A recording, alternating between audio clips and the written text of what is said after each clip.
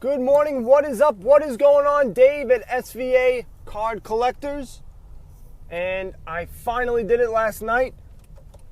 There is a winner of the Topps Chrome Update Mega Boxes. Head over to YouTube and yeah, there's a winner.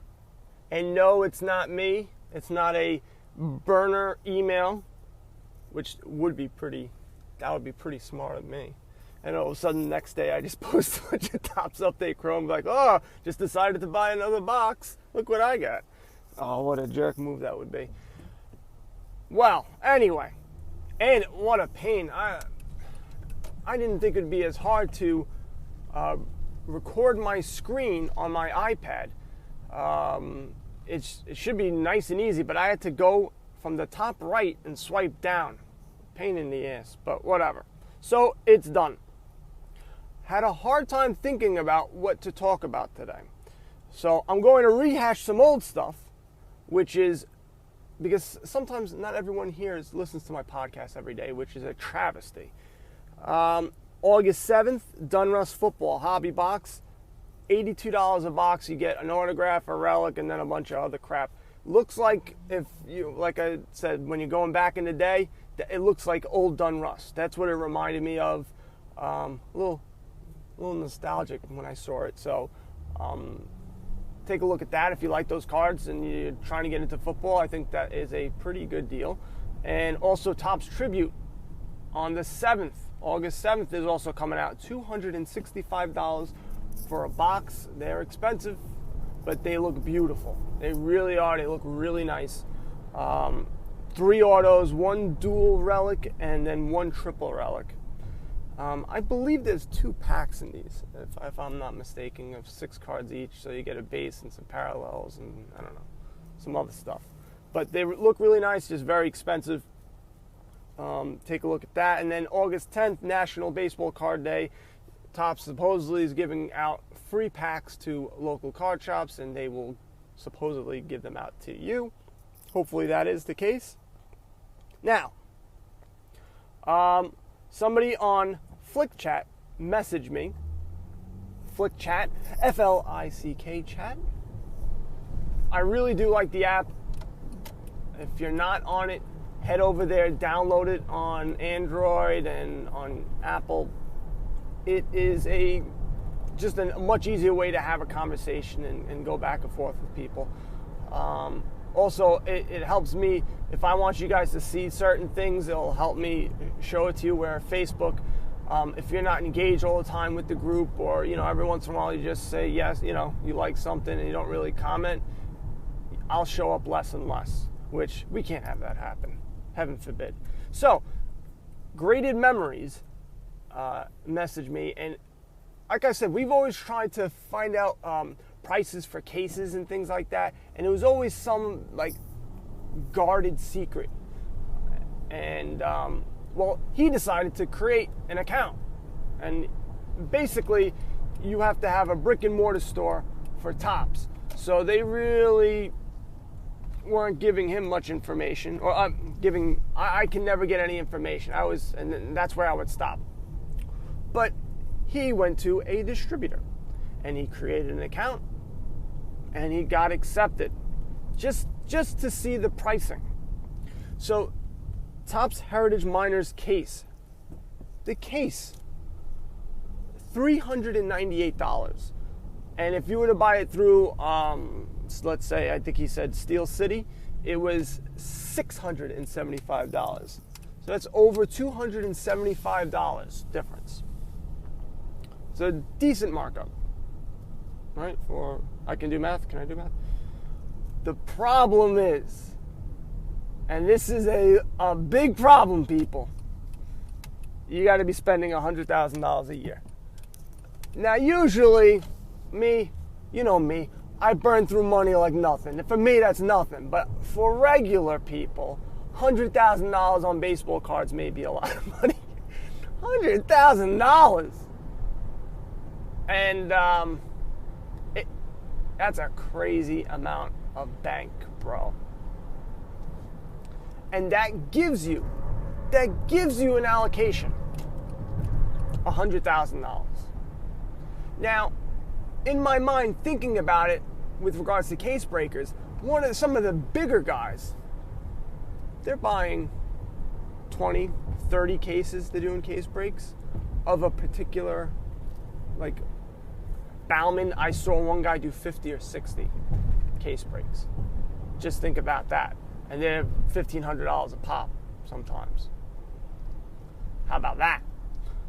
So, guys wanting to get into breaking, case breaking, just a little tidbit, little off of that. I will be interviewing somebody later in the month who does this full time. They have a great Facebook group I've been a part of for a while. Really cool guy. He's away on vacation, so I couldn't do the interview. But just to give you an idea of the amounts of money, and he does a decent amount, and I would say he's on the smaller end of people, the smaller side of case breaking. You know, he may get 10 or 15 cases of something, and then they'll cut him before they won't cut the big guys, but they'll cut him, and they'll cut people below, and people just getting one case, you ain't getting crap. And just to continue on it, most distributors aren't accepting new customers because everybody and their mother probably wants to be a case breaker. And he said, now I'm reading, now I'm getting to it. They accept me, you have to buy at retail price.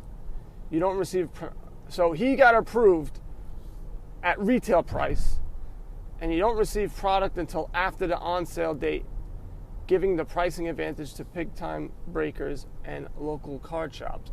I don't really see the point of even having that if you're just going to give retail price, because then you just don't need an account. You can just buy it. All right, I'm just going to pre-sale. I'm going to buy it, and then whenever I get it, I get it. What's the point? Maybe it's to build the relationship, see how much money you're spending, and then from there, you can go on. I don't know, because really, it's a price point game. So the biggest guys in the industry are going to be able to price you out. So it's going to be very difficult to get into case breaking. I always wanted to get into it. In the beginning, I always got into it because of, you think of, wow, you're just opening cards and then people just giving you money, just send it off. That's crazy. I enjoy opening cases, opening boxes. What I dislike is assorting them. And these guys probably have the guy that I'll be interviewing, he's a one-man show. But other guys that are bigger, they have to have 2 or 3 people working for them, assorting the cards, mailing them out. It takes a lot of time, and you want to do it in a timely fashion. You don't be like, all right, look, in 2 weeks you can get your cards. So I think what you need, and that's what I'm trying to do, but I don't think that's, like I said, that's not the goal of this podcast. Would I love to do baseball cards full time and, make a living and make the same amount of money I make, doing my other stupid job? Hell yeah. But there's way more work I got to put into. And that may be something that I get into later on. Because it seems to me, no matter what I say, I've been telling people that really it's just gambling. It's just gambling. But people enjoy it. And there's nothing wrong with it. I like going to Vegas. I like going to AC once in a blue moon and gambling. At least with this gambling, you get something back. You typically get something back. Not all the time. Sometimes you get no cards. But for the most part, you're going to get a base card. You get something.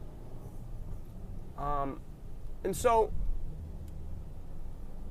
I think it's something that I would like to do because, like I said, I really enjoy opening boxes. And I like, people being happy and, doing the big hits and stuff like that. I like that. And I like watching it. As crazy as it sounds. People find it boring. Me, I enjoy watching case breaks. So, just a little tidbit. Also, we'll be doing an interview. Hopefully, I'll be able to get it out this week. with a very large Facebook group.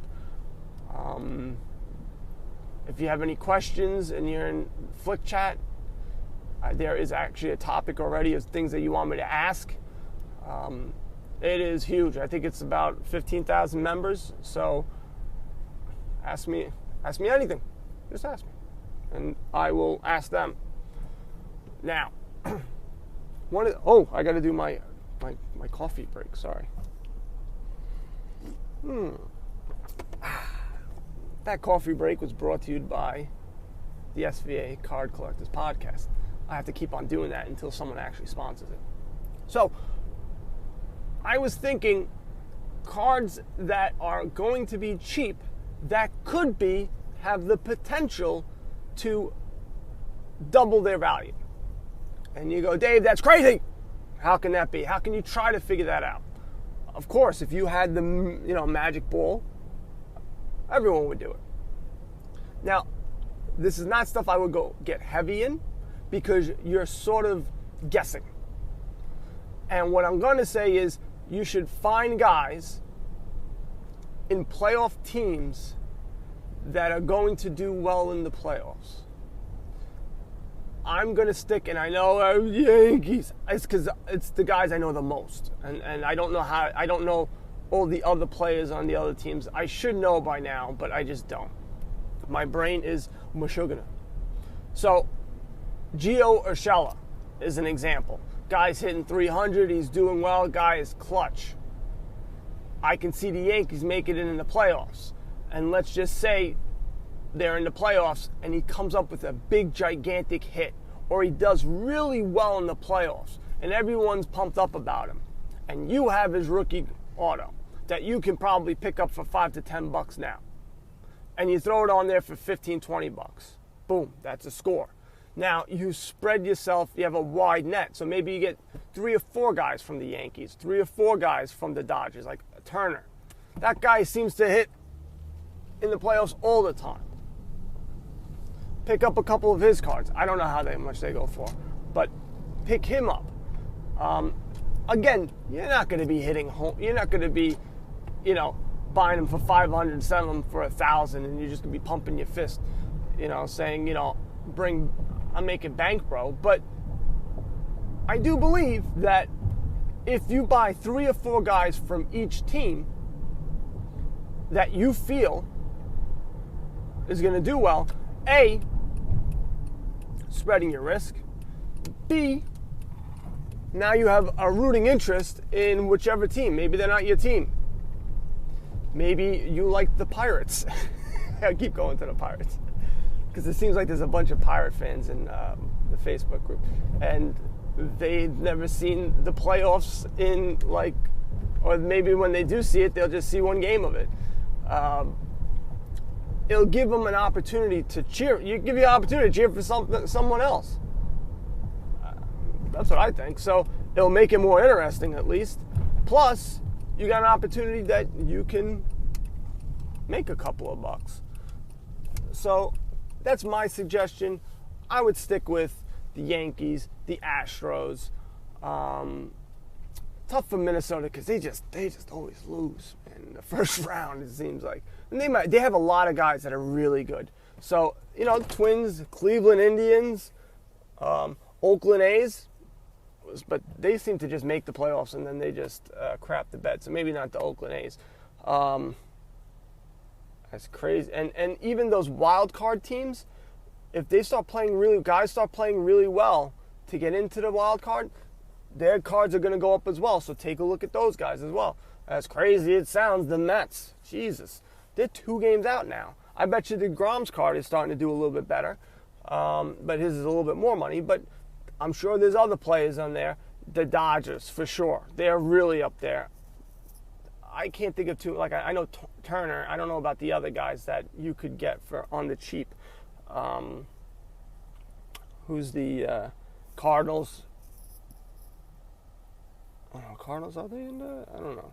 Cubs. You probably got a couple of the Cubs.